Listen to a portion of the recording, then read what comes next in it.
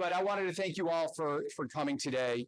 It's an honor to sit here beside Pat, to listen to Pat tell his story. Many of us have followed Pat since around 2016, 15? Yeah. Since his surgery at NYU by Dr. Rodriguez. And I finally had the opportunity to sit with Pat this week with Dina, and we had just a terrific conversation. And that's when it dawned on me that this man needs to tell all of you about his story, about everything about him. And I sat there in awe with Dina and said, my gosh, what an incredible human being. So I'll ask some questions. Please, if you have a question that you would like to ask that you believe is timely, please just raise your hand, and he's all about giving you what you need. So that's not good. So Dina, thank you for putting together the questions today. I know that you put a lot of thought into it. So I'm just going to read them. I'm not going to ad-lib them. I'm going to read them as you wrote them. So Pat, can you talk about what your life was like before the accident? Before my accident, I got out of high school, didn't go to college, went straight to work. Got married at a young age, had my first child at 20 years old. My dad had an independent tire business, and I wound up buying it when I was 24, and was self-employed. Had two other businesses. Everything seemed to be rolling right along, and joined the fire department in Senatobia, a little town in Mississippi.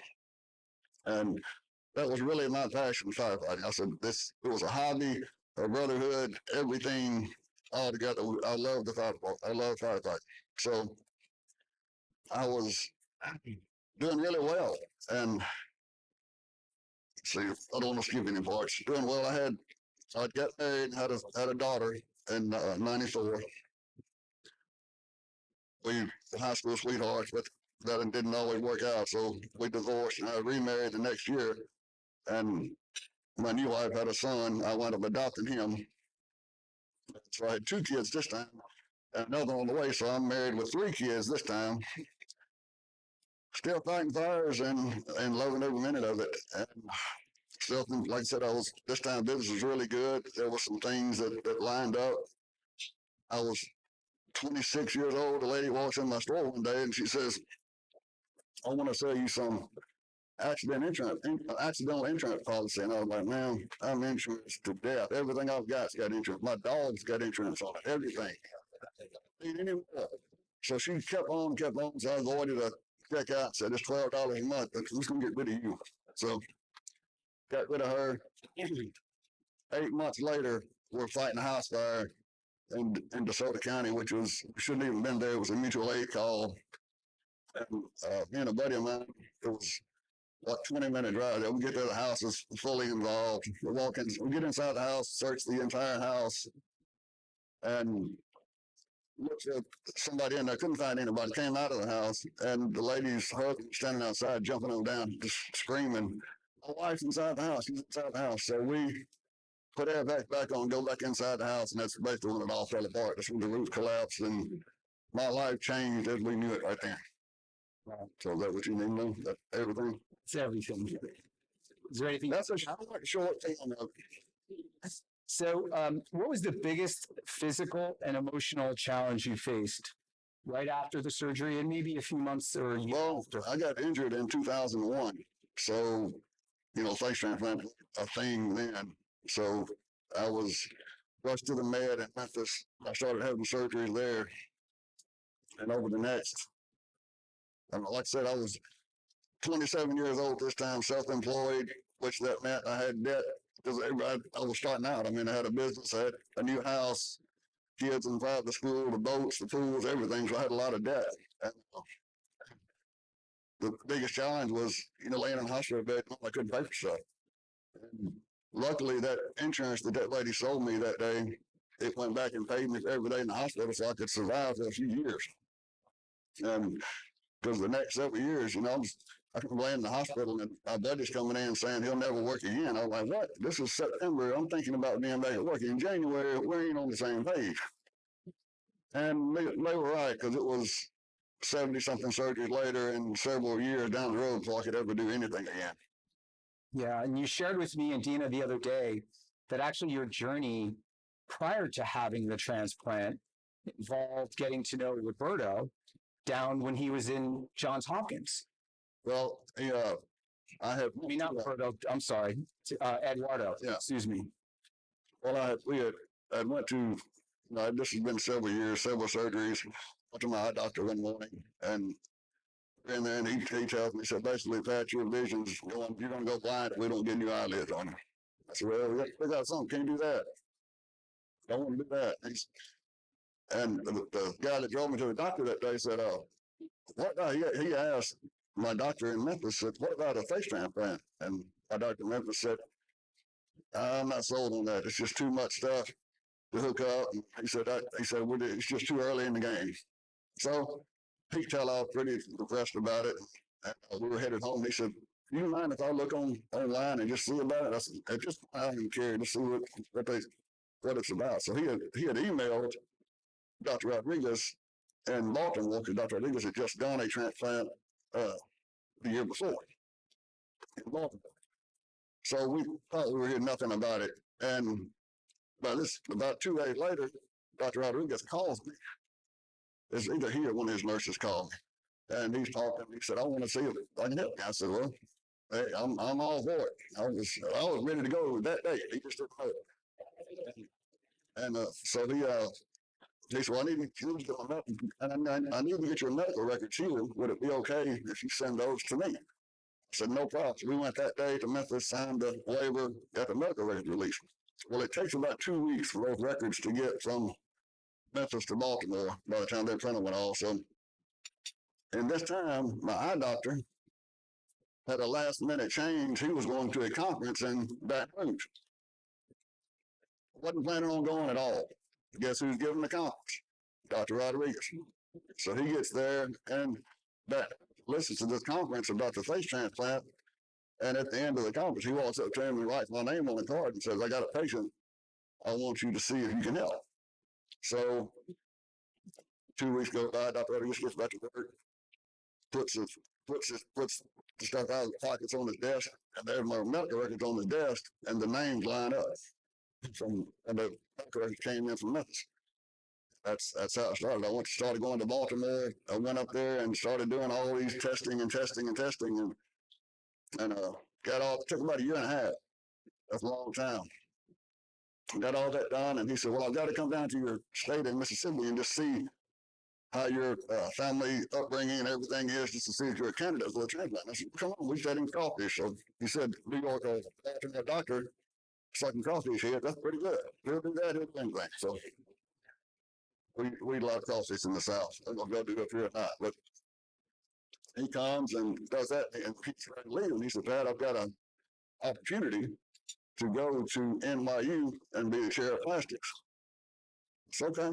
What's that mean? He said, "Well, I'm dedicated to you. So when you stay in Baltimore, or we can go to New York," he said, "I think New York will be a better fit because you have a lot of chances of getting a better match." Well, in patology, I said, "Well, that'd be good. I've already done all the testing. We can go to New York, and I'll go ahead and start. It'll go by pretty quick." Well, all that had to start all back over, nothing to transfer. So that's another year and a half. By this 2014 by now, so they finally got me listed in 2014, and we had a call in I think it was March or April of 2015. They said, "We think we got a match." And something didn't feel right about it. I said, something's not going to be right. So they had a private jet pick me up in a little town close to me. Had one of my buddies come with me and my sister. We got up here, and it's 10 o'clock at night by this time. Walking around. He said, "What are you going to do?" Let's just walk around the city waiting on them to call. I had to go down and do some blood work. Went down, did blood work, got back. Didn't hear anything. Went into McDonald's. Some ice cream. Of course, ice cream machine broke. It's always broke. That's true story. And so we get back to the room, and I told him, I said, "I don't have a good feeling about it. Something was off just a little bit. They wouldn't do the transplant." So we stayed up here all weekend, went back home. So the waiting game continues. Had another call in July, and it was a Hispanic guy. At this point, I'm like, hey, whatever, just get me fixed up. But the good Lord had better plans for me. He waited until August and got a call. And when they called me in August, I'd already had 2 blank trips. So I told him, I said, well, I told my buddy, he's a truck driver. I said, look, you just don't worry about coming up here. I'll be back in a few days. My sister, I told her, she said, no, you got to stop. She lived about 3 hours from me. So we stopped in Meridian and picked her up. Wasn't going to pick her up. So I figured it was just a fall from heaven. And as soon as they landed the plane, he said, it's 100% go. So it all got really serious right then. So went to eat dinner that night, checked into the hospital about 7 o'clock. And then it was just the whole time I was in those videos eager to get it done. I was eager to get it done. I wanted a better quality of life. It was just, I wasn't living the way I was. And at all costs, I was ready to do whatever it took to be better. So what was the transplant process like for you before, after? So you were anticipating the transplant. So did it hurt? Like, I've been through so much pain and that you don't really have a lot of pain with it because you get to a point in your life when you either get busy living or get busy dying. So the two. So I was ready to do whatever it took to get a quality of life back where I could get back to some kind of normal as could be in an everyday situation where I want to get back and like go to work or just do things. Yeah, I love that saying, by the way. And I remember the other day when you said the best move out. You can either get busy living or you can get busy dying. And so you chose the busy living. Got to. For sure. Thank God. So would you mind?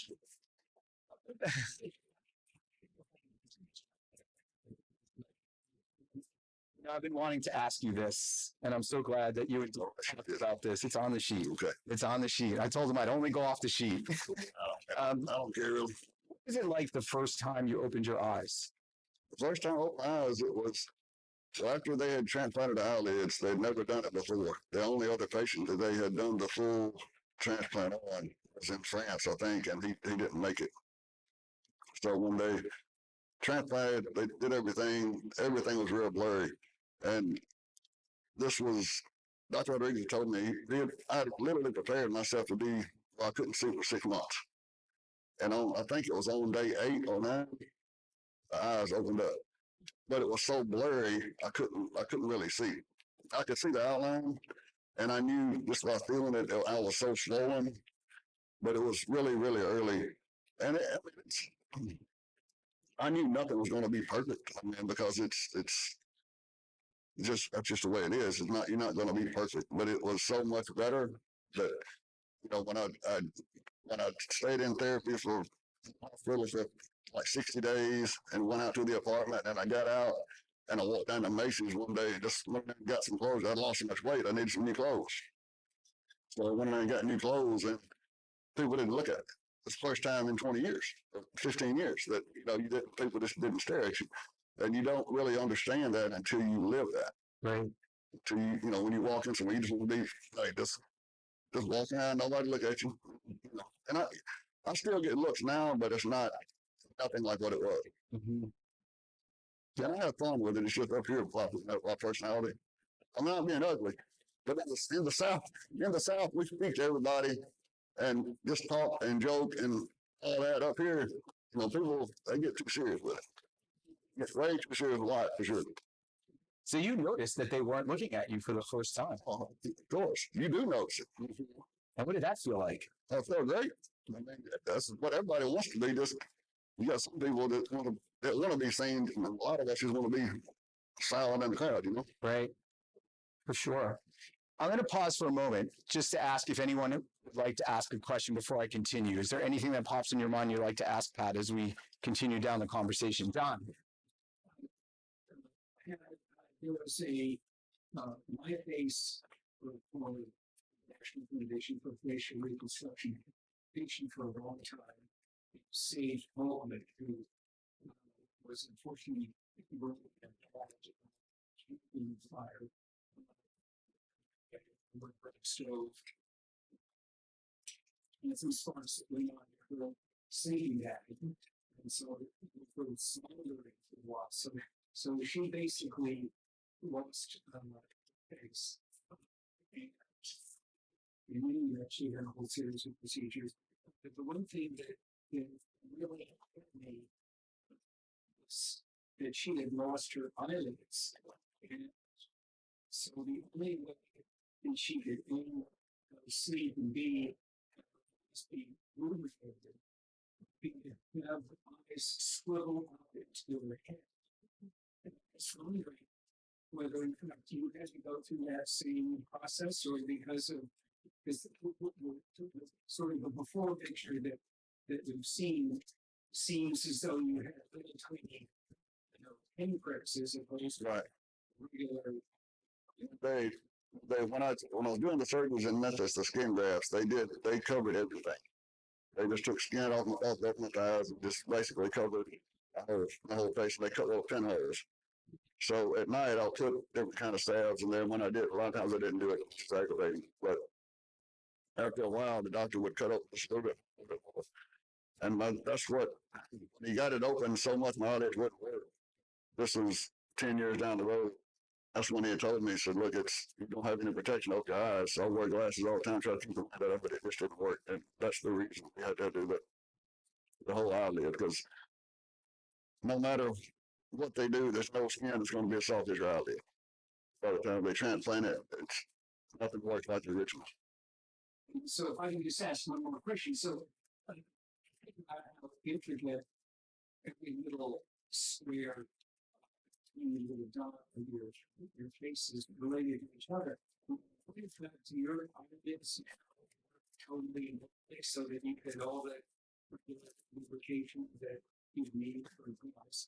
They're not perfect. My vision is like 20/30, but I wear these contact lenses that's they call like closed devices, which you fill them with saline, put them in your eye. That keeps my eyes moist because they don't blink like they should, but they're much better than they ever were. Thank you, John. Alex? I was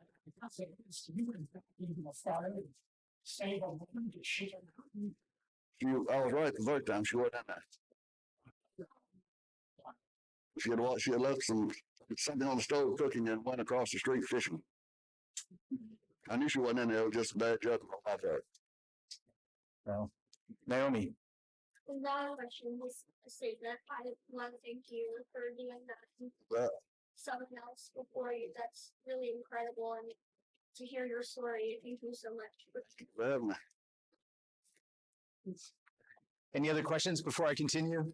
Thank you, Naomi. Thank you, Alex and John. I just cried. It's a great crowd. Yeah. Okay. Very good question. There we go. So, Pat, you and I have talked again with Dina, and you talk about the importance of your family often. You just went home for 24 hours, 48 hours to attend the birthday party of your granddaughter, who's 3 now. You're heading home to see your little grandson play t-ball. How important was your family through this process? It's everything. You got to have to me, that's all I've ever wanted out of life, as a family. You got to have you got to have a good support system at home. That's just part of it. I mean, I've got good friends. I've got good family. It was a time when I had alienated everybody, just want to be by myself, but that passed pretty quick. It's just, you got to have a good support system. Mm-hmm. That's with everything, not just this, with everything in life. Was it the same way before? Did you feel the same nature of family? Oh yeah, I wanted 10 kids. All right. I had 5. I wanted 10, but I'm good with 5. I didn't realize how expensive they were. I was young and dumb. And 3 grandchildren, is that right? 3. 3? It's phenomenal. They love their grandpa. Papa. So you embarked on writing a memoir. Tell us a little bit about your memoir. What will be in it? When it's just everything. Hopefully it comes out September of this year. We're in the final chapters of it now. It's going to go back to my childhood, right? Growing up in Mississippi, country boy, just living life to the fullest. Had everything lined up. Going to retire at 40, 45 years old. Going to the next step in life, and God had other plans. And what do you hope that people will take away from this book? Because there's a message, there's an underlying message in everything. Especially never give up. I could get up every day, look in the mirror, get aggravated, get mad, stomp my feet, let somebody else raise my grandbabies or my kids, and let somebody else do all this stuff. Or you suck it up and move on. So I'm assuming that's your motto, a principle that you want to share with us. Life is life. If you expect too much out of it, you're going to set yourself up for disappointment. So, we have a few young ambassadors, we call them, in the room. What advice would you give them as they are on their journey in helping others? Find that happy place. Whatever it is, whatever you like that makes you happy, find it, embrace it, enjoy it, and live it. 100%. Everybody's got to have, what's that, life simple pleasures. Mm-hmm. Yeah, everybody's got to have that. No matter if it's a cup of coffee at Starbucks, no matter what it is. Right. Everybody got to have something at the end of the day they look forward to in the morning, getting up, look forward to, just to push through. And so when you're faced with adversity, and you are clearly faced with adversity, what advice would you give, not just our young ambassadors? I'd like that advice too. How did you overcome it, or how would you counsel me and others when there's adversity in your life? Well, everybody has adversity. It doesn't matter. I've had a good life. My kids are healthy, my grandbabies are healthy, but it wasn't always like that. I mean, it wasn't always the good times and getting to where I'm at today. It was a lot of hardship, a lot of pain, a lot of struggle. It come a time in my life when I was addicted to pain pills because I took so much of them. I had to get out of the hospital. 2 weeks later, I'm back having another surgery. Just the cycle kept on. So I got used to taking those every day and I couldn't quit. And that was a very dark time in my life. All that's in my book. It's not all like it seems today. I had to work to get it where it's at, and thank God for today, because it's been tough. But if I would have gave up, it would have been over. But I'd never known what would happen. There's another thing that you tell me repeatedly, and your word is everything. It's got to be. And you say to me often, if someone says they're going to do it, I don't have to have a written contract. I don't need their signature. Do it. So at the end of the day, that's the Southern way anyway. I mean, you tell somebody something, that's the way it should be. It's not the Southern way. It's the way it's supposed to be. Right. Well, in the South, for sure, that's the way it is there. Well, you're different. You carry. We don't carry up here. So yeah. We better do what you say. As you told me the other day. Well, I was looking at Dina going, do you think he's carrying?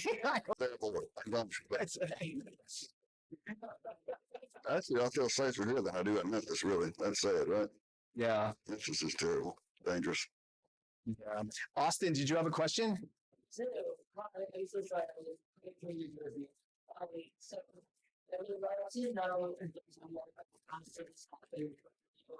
came to that excellent I think we have to go through the trauma. This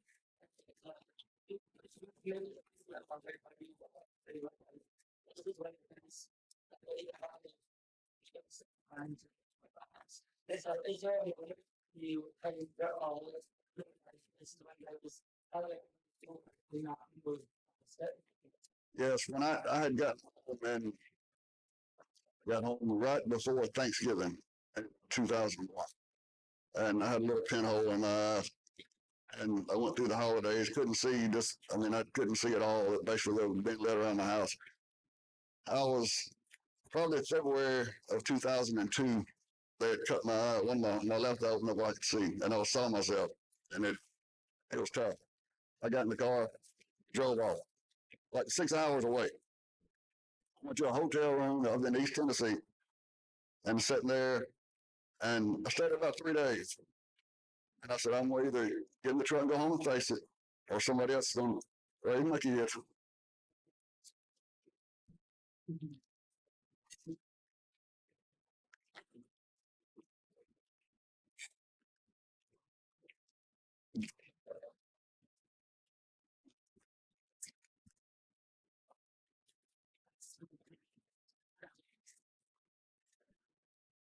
And that's when I turned around and went home.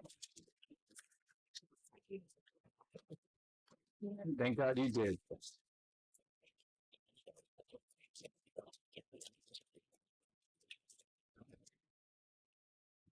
Dina, any other questions that we? No. No, Naomi? How has your perspective on life changed? Then or now?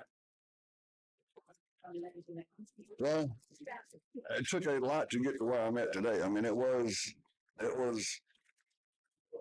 was life back then. It just, it was good times, but there were good moments instead of being good. Like now, I mean, I try to make everything good. It doesn't matter. If I get up and I tell myself I'm gonna have a bad day, I'm gonna have a bad day.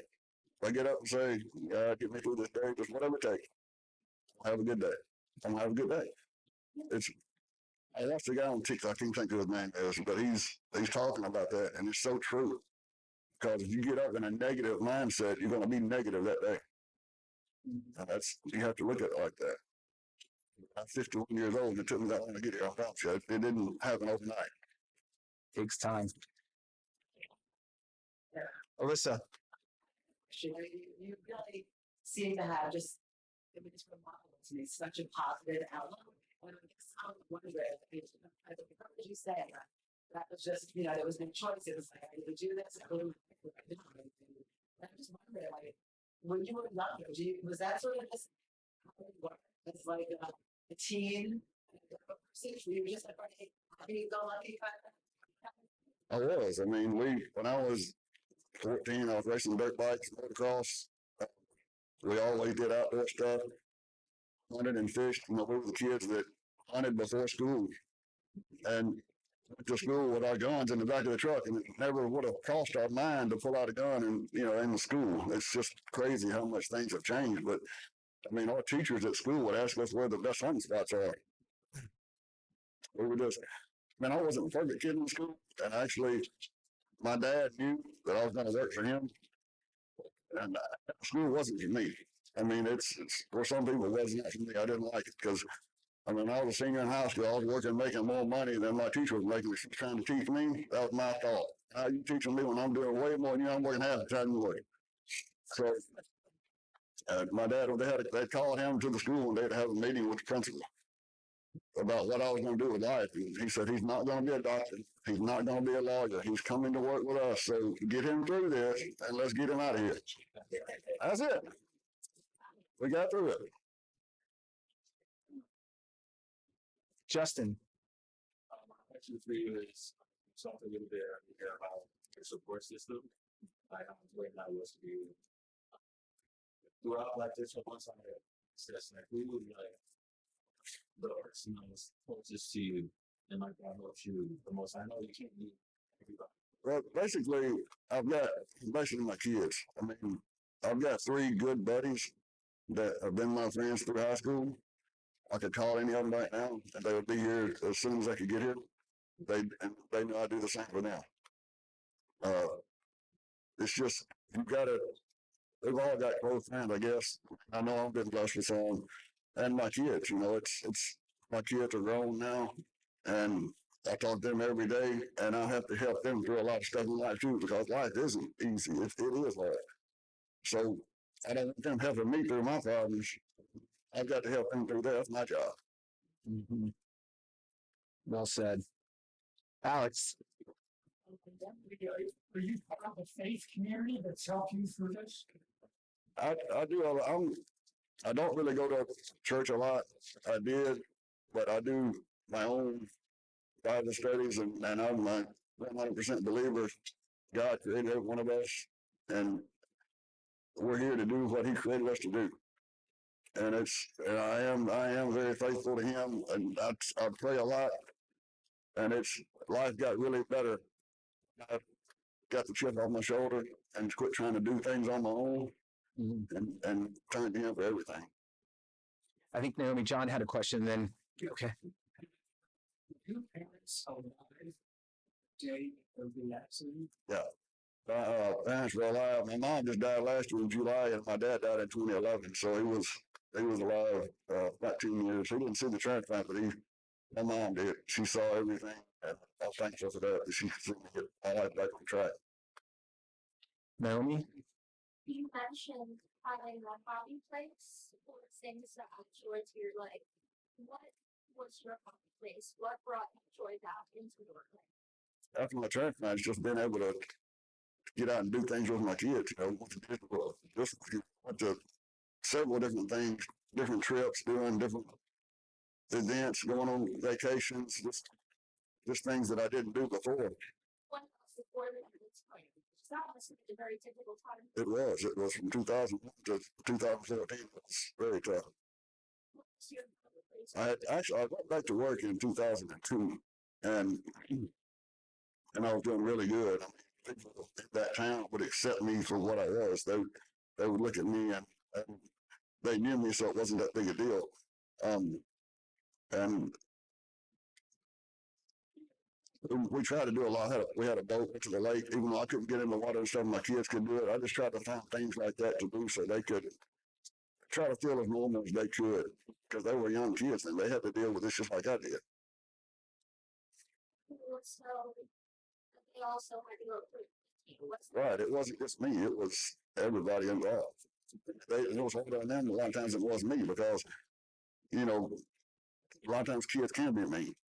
And they would talk to my kids, like my oldest daughter at school a few days after my accident. And she heard her best friend saying, "Oh my gosh, her face is moved off." And she's like, I was scared her to death.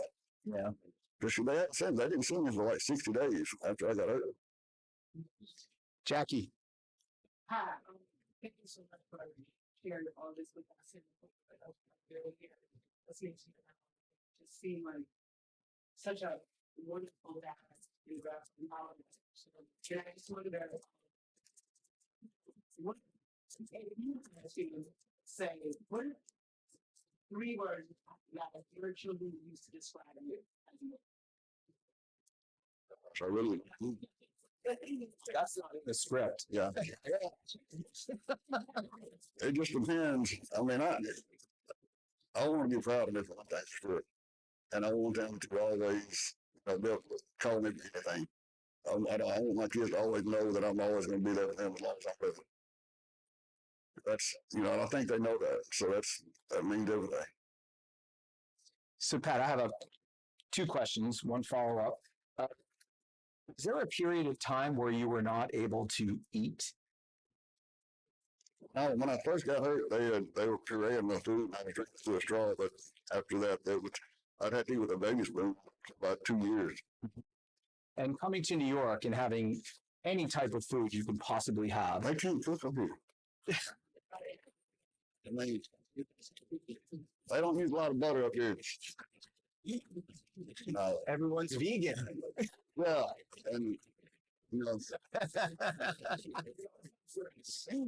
I mean, there's a couple good steakhouses here. That's it. Yeah, pizza's pretty good. No, I was going to say, I was hoping you'd say that. Any other questions or comments or anything you'd like to bring forth for Pat? About being out in public and people seeing you for the first time. What are some of the most interesting encounters you've had with children and adults through this journey? And they come to meet you or see you. Have they asked you questions? Kids are different than adults. Like 2002 and 3, we went to Gatlinburg in the mountains, Smoky Mountains, took my kids up there. The first time we've been out of the house in a while. I built up a lot of confidence to get out. And walking down the street, and this guy just walked by, and he said, "If I looked like that, I'd never get out of the house." Like that question, God bless. So that was pretty tough. But then we went camping one time. We bought a camper, and we were going to some NASCAR races, and we went down to a little lake area that's down from the house and went camping. And I've got 3, 4 kids at this time. It's 4, but Braden was a baby. And I've got 4 kids, and they're all out in front playing. Well, all the other kids are getting around, getting over playing, so they get up close. They wouldn't get close to me. They get close, and they start backing off. There's one little girl, she was probably 6, 7 maybe. She got the courage up, walked up to me. She said, "What happened to you?" And I said, "I can't tell you." She said, "What happened?" I said, "If I tell you it's a secret, can't tell nobody." She said, "Okay." I said, "You see that patch of woods over there?" She said, "Yeah." So I got to fight with a tiger. I said, "Go over there." If you go over there, you'll see that tiger laying over by the tree. So she took off running that time on. Every one of those kids right beside me the whole time. Just had to break the ice and get them to where they felt comfortable. Right. And that's how I had to do all the kids. It was just meeting them where they needed to be met at, you know. That's what you have to do. It's the world is a cruel place. Yes. Anything, you know. You gotta find that way to break through to people and get to that place where they accept you. It doesn't really matter if they do accept you, but for yours, you want them to accept you. Right. Well, it's been a great week for me getting to really get to know Pat. It's been remarkable, actually. You are a tremendous human being. I've taken away quite a few things from our conversation, and I believe I'm going to be a better father for it.